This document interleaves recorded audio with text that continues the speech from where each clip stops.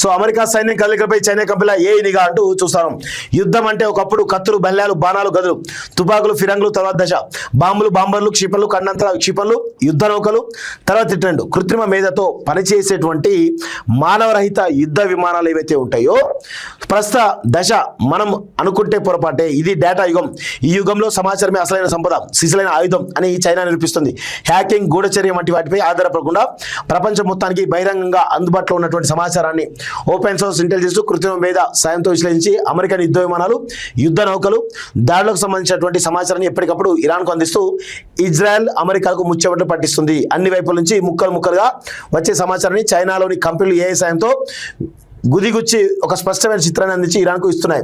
America సైన్యాన్ని వారి కదలికలు ఒక గాజు గదిలో పెట్టినట్టుగా ప్రపంచానికి చూపిస్తున్నాయి. సో ఇట్లా మొత్తానికైతే ఆర్టిఫిషియల్ ఇంటెలిజెన్స్ సహాయంతో చైనా ఈ యొక్క అమెరికా ఇజ్రాయెల్ సంబంధించినటువంటి ఏవైతే యుద్ధ విమానాలు కావచ్చు, రకరకాల క్షిపణుల వ్యవస్థకు సంబంధించినటువంటి సమాచారాన్ని మొత్తం కూడా ఏ సాయంతో తెలుసుకొని అమెరికాకి ఇస్తుంది, ఇరాన్కి ఇస్తుంది. ఇరాన్ వాటిపైన దాడులు చేస్తూ ఉంది. ఇది చాలా స్పష్టంగా కనబడతా ఉంది. ఆ సమాచారాన్ని అమ్ముకుని పనిలో ఉన్నాయి.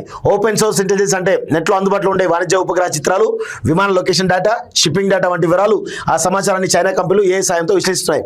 ఈ పద్ధతిలోనే అవి అమెరికా యుద్ధ నౌక అబ్రహం లింకన్ ఉన్న ప్రదేశాన్ని ఖచ్చితంగా గుర్తించి ఇరాన్కు తెలిపాయి. సౌదీ అరేబియా, ఖతర్లోని అమెరికా బేస్లో ఎన్ని యుద్ధ అనే సమాచారాన్ని ఇరాన్కు అందించాయి. సో ఈ యుద్ధం ప్రారంభమైన ఫిబ్రవరి 20న ఇరాన్లోని క్షిపణి కేంద్రాలపై బాంబుల వర్షం కురిపించిన 4 B-2 స్టెల్త్ బాంబర్ల మధ్య జరిగిన రేడియో సంభాషణలు తమ జింగ్చి సిస్టమ్ ఇంటర్సెప్ట్ చేయగలిగిందని, ఆ బాంబర్లు ప్రయాణించే మార్గాన్ని ట్రాక్ చేసిందని జింగాన్ సంస్థ స్వయంగా ప్రకటించిందంటూ చూస్తాం. సో అబ్రహాం లింకన్ యుద్ధ నౌకపై దాడిలా ఇరాన్తో యుద్ధంలో అమెరికా తన నౌకాదళ బలిమిని ప్రదర్శించడానికి USS Abraham Lincoln carrier strike group ను అరేబియా సముద్రంలో మోహరించింది. దీన్ని గుర్తించడానికి చైనా కంపెనీలు మేఘాలను సైతం చీల్చుకొని చూడగల SAR synthetic aperture radar technology వినియోగించి ఆ నౌక ఆకారాన్ని గుర్తించాయి. నౌక నుంచి విమానాలు టేక్ ఆఫ్, ల్యాండ్ అయినప్పుడు వెలువడే స్వల్ప రేడియో సంకేతాలు పసిగట్టాయి. ఈ వివరాలన్నింటి ఆధారంగా నౌక ఎంత వేగంతో ఇరాన్ తీరం వైపు కదులుతుందో అంచనా వేసి ఆ సమాచారాన్ని ఇరాన్ చేరవేశాయి. అప్పుడు ఇరాన్ క్షిపణులు పెద్ద సంఖ్యలో డ్రోన్లతో ఆ నౌకను లక్ష్యంగా చేసుకుని దాడి చేశాయి అంటూ చూస్తున్నాం. సో హోర్ముజ్ను తెరవకపోతే ఇరాన్ను నాశనం చేస్తామని చెప్పేసి ట్రంప్ తన నియంత్రణ కోల్పోయి ఇష్టారీతిన బూతులు మాట్లాడే విషయం చూస్తాను. సో ఇరాన్ ఏమైనా భయపడుతుందా అంటే ప్రతిఘటిస్తూ ఉంది. మీరు ఇట్లా బూతులు మాట్లాడితే ఇవన్నీ నడవై, మా దగ్గర నడవై అని చెప్పి చాలా స్పష్టంగా చెప్తున్నారు. సో అదేవిధంగా చైనా ఒకవైపు అండ కనబడతా ఉంది ఇరాన్కి, రష్యా అండ ఇంకోవైపు కనబడుతుంది. ఇవన్నీ మొత్తానికి ఇరాన్కు పెద్ద ఎత్తున బలాన్ని చేకూరుస్తుంది. అందుకే ధీటుగా ఇజ్రాయెల్ ఎదుర్కొంటుంది, ధీటుగా అమెరికాను ఎదుర్కొంటుంది. సో అదేవిధంగా గల్ఫ్ దేశాల్లో ఉన్నటువంటి అన్ని ఎయిర్ బేస్లు, అమెరికా సంబంధించిన ఎయిర్ బేస్లు అన్ని కూడా కూల్చడం జరిగింది. సో ఇవన్నీ కనబడతా ఉన్నాయి. సో ఇంకా యుద్ధం ఇప్పట్లో ఆగేటట్టయితే కనబడతలేదు. హోర్ముజ్ను తెరవంటరాట, తీవ్ర అసహనంతో ట్రంప్ బూతులట, బాస్టర్డ్ అంటూ రకరకాల మాటలతోటి ఈయన పెద్ద ఎత్తున నిన్న అసహనం కోల్పోయాడు. వెంటనే జలసంధి తెరవకపోతే నరకంలో జీవించాల్సి ఉంటుంది అంటూ ఇరాన్ను రెచ్చగొడుతున్నాడు. కానీ ఇరాన్ రెచ్చిపోయే పరిస్థితులు లేరు. వాళ్ళు స్పష్టంగా మీ పైన ప్రతిఘటన చేయడానికి సిద్ధంగా ఉన్నారు. సో మంగళవారం ఇరాన్లో bridge day, power plant day అన్ని పేల్చేస్తాం, చమురును స్వాధీనం చేసుకుంటాం, తాజాగా టెహరాన్లో భారీ దాడి చేశాం, కొందరు ఇరాన్ అధికారుల చర్చలు సోమవారం ఒప్పందానికి అవకాశం, ఇరాన్లో తిరుగుబాటుదారులకు ఆయుధాలు పంపాం, కానీ మధ్యలో కుర్దులు తీసేసుకున్నట్టున్నారు అంటూ ట్రంప్ చెప్తారు. మా కొంప ముంచుతున్న యుద్ధం, మాకు రావాల్సిన ఆయుధాలు ఇరాన్ పై వాడుతున్నట్టు జెలెన్స్కీ చెప్తున్నారు. ఎవరైనా ఉక్రెయిన్ సంబంధించిన జెలెన్స్కీ, మాకు రావాల్సిన ఆయుధాలు ఇరాన్ పై వాడుతున్నారు అంటూ జెలెన్స్కీ చెప్తారు. వంటలో గల్ఫ్ దేశాలు ఇరాన్ దాడులతో కువైట్ కకావికలం, బహ్రెయిన్, సౌదీ, UAEలోని చమురు ఇంధన వ్యవస్థలపై దాడులు, మా మౌలిక సదుపాయాలపై దాడులకు ప్రతీకారంగానే అంటూ ఐఆర్జీ చెప్తా ఉంది. సో హోర్ముజ్ జలసంధి మూసివేత తదనంతరం పరిణామాలు, ఇరాన్ నుంచి వరుస ఎదురు దెబ్బల నేపథ్యంలో అమెరికా అధ్యక్షుడు ట్రంప్ నియంత్రణ కోల్పోయారు. ఒప్పందానికి రావాలంటూ తాను పెట్టినటువంటి గడువు ముగుస్తున్న ఇరాన్ స్పందించకపోవడంతో సహనం కోల్పోయి బూతులు లంకించుకున్నారు. అదంతా హోర్ముజ్ జలసంధి తెరవండి, యూ బాస్టర్స్, లేకపోతే నరకంలో జీవించాల్సి వస్తుందని తీవ్ర స్థాయిలో హెచ్చరికలు జారీ చేస్తూ అసభ్య పదజాలంతో ట్రూత్ సోషల్లో పోస్ట్ పెట్టారు. ఒప్పందం కోసం ఇరాన్కు పెట్టినట్టు గడువు సోమవారం మూస్తుండటంతో మంగళవారం నుంచి విద్యుత్ కేంద్రాలు, వంతెనలపై తీవ్రమైన దాడులు చేస్తామని అన్నారు. సో మంగళవారం ఇరాన్లోని power plant day, bridge day రెండు ఒకేసారి జరుగుతాయి.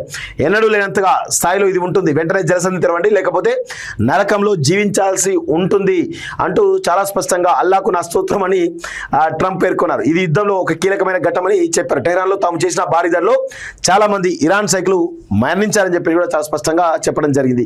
నరకానికి గేట్లు తెరుస్తామంటూ ట్రంప్ మూర్ఖపు వ్యాఖ్యలు. పైలట్ రెస్క్యూకి వచ్చిన 2 C-130 విమానాలు, 2 బ్లాక్ హ్యాక్ హెలికాప్టర్ కూల్చేశాం, మరో 2 MQ-9 డ్రోన్లు ధ్వంసం, రెస్క్యూ ఆపరేషన్ ఫెయిల్, అమెరికా ఇజ్రాయెల్కు పెద్ద సర్ప్రైజ్ ఇస్తామంటూ ఇరాన్ చెప్తోంది. ఇజ్రాయెల్పై విరుచుకుపడిన ఇరాన్ డ్రోన్ల ఫ్యాక్టరీ ధ్వంసం అంటూ చూస్తాను.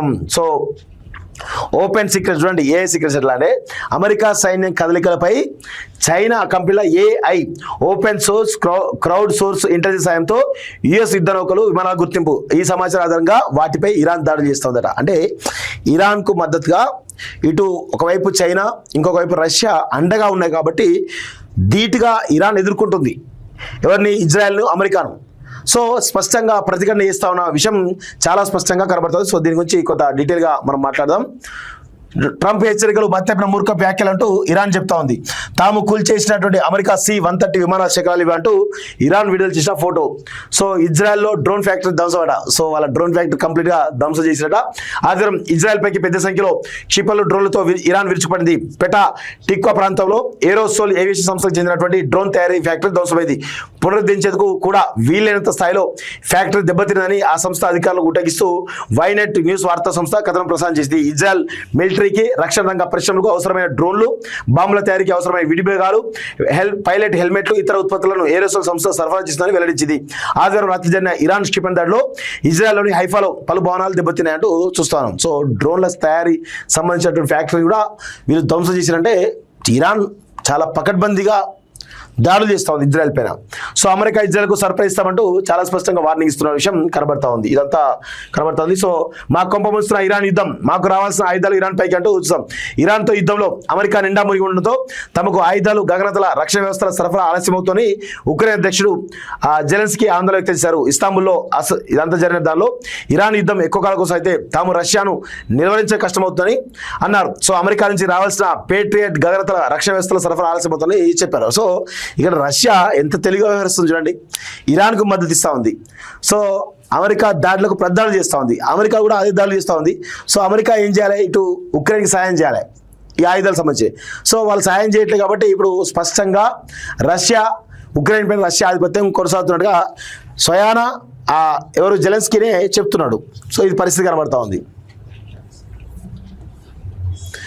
సో అమెరికా సైన్యం కదలికలపై చైనా కంపెనీల AI నిఘా అంటూ చూస్తాను. యుద్ధం అంటే ఒకప్పుడు కత్తులు, బల్లాలు, బాణాలు, గదులు, తుపాకులు, ఫిరంగులు తర్వాత దశ, బాంబులు, బాంబర్లు, క్షిపణులు, కన్నంతర క్షిపణులు, యుద్ధ నౌకలు తర్వాత ట్రెండ్, కృత్రిమ మేధతో పనిచేసేటువంటి